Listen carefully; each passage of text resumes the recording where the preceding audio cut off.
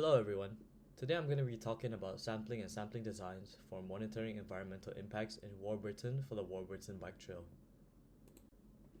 So, for today's agenda, we have the description where I'll talk about the sampling design and its role in Warburton.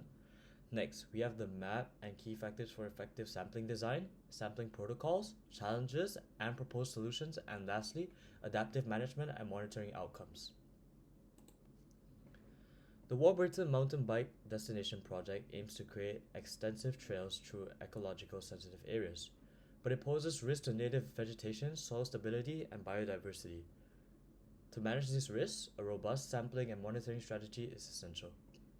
Regular monitoring will track changes, ensuring data-driven decisions for adaptive management and compliance with the environmental effects statement. Early detection of issues like vegetation loss, habitat fragmentations, or soil compactions allows timely corrective actions to be taken. Sharing data with stakeholders includes conservation groups, Parks Victoria, and local communities, promotes transparency and trust. This collaborative approach ensures tourism growth aligns with environmental sustainability. This is a map for the Warburton Railway that starts in Lilydale and ends in Warburton.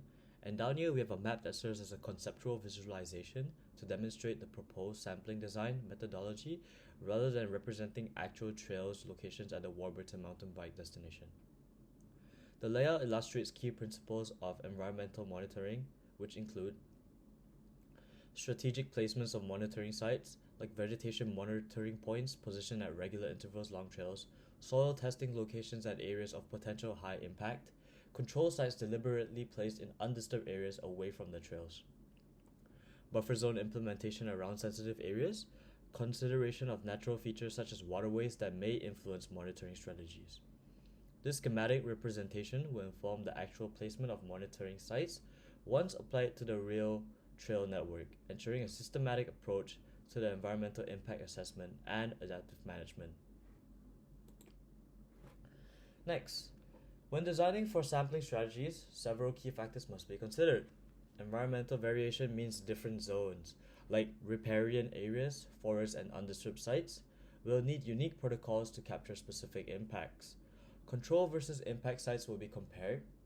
Trails versus undisturbed forest areas to detect changes from trail use. We'll use stratified random sampling to account for variations, such as elevation or proximity to water, while reducing biasness. Seasonality is also crucial, such as vegetation and soil conditions, which changes throughout the year. So, in order to ensure consistency, sampling will be conducted at fixed times each season. The proposed sampling protocol for Warburton focuses on both vegetation and soil health.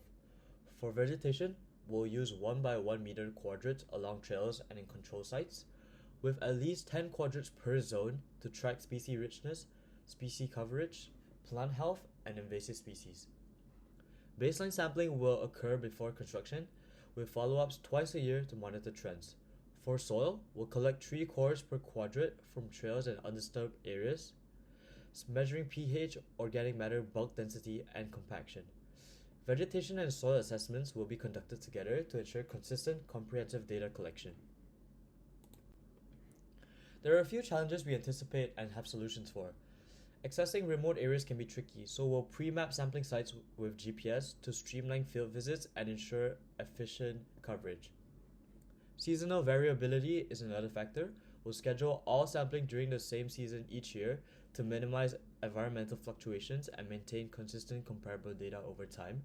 So, these strategies will help us collect reliable data and support effective monitoring throughout the project.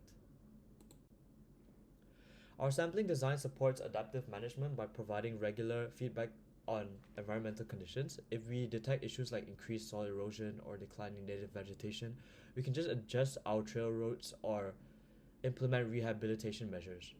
This ensures the project stays responsive to emerging challenges, balancing tourism development with ecological preservation. We'll also share the collected data with stakeholders such as Parks Victoria, the Wurundjeri Wurrung people, and conservation groups, overall fostering transparency and building community trust.